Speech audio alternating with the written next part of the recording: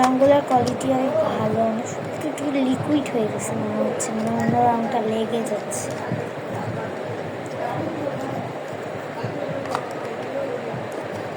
অনেক সুন্দর রঙটা অনেক সুন্দর, আমার অনেক ভালো লাগছে। 12টা আছে সব কালারগুলো তোমাদের দেখাচ্ছি খাতায় করে।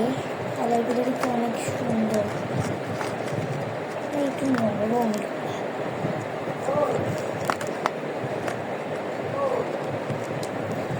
তো হচ্ছে 12টা কালার। এটা কিন্তু সাদা, বোঝা যাচ্ছে না। 1 2 3 4 5 6 7 8 9 10 11 12। কোয়ালিটি খুব ভালো। 1 2 3 4 5 6 7 8 9 10 11 12।